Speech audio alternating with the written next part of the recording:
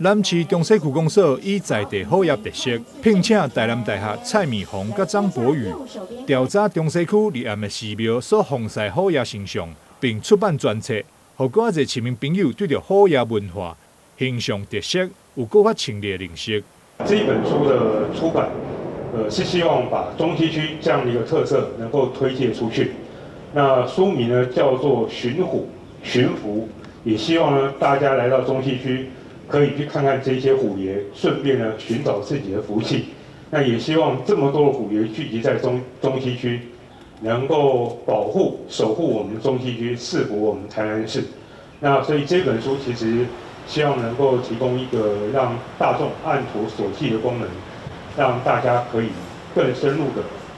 了解这个台南中西区的虎爷信仰文化。市长王伟特也特别出席新册发表会，邀请市民大众做伙来看展。台南最好的老师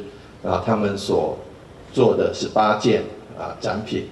的虎的造型的展品的展览。那另外就是我们蔡美凤老师还有张博宇老师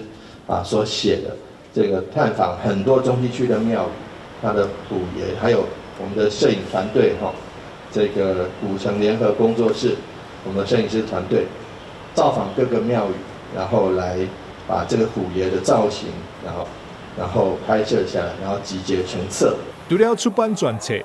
中西区公所嘛邀请8位艺术家展出18件以虎为主角的艺术品。中西区公所针对虎爷寻虎这一本书的新书发表，那也这个结合一些艺术家来做一个展演的部分，艺术展演的部分。那我们中西区它有20个里，有95间登记的寺庙。当我们去巡查之后，有72间有庙宇的164尊的虎爷，有公共虎爷。那我们在中西区的虎爷文化，我们也把它发挥得淋漓尽致。这次区公所将宗教甲艺术文化融合，出版好业专册，也推出好艺术作品展。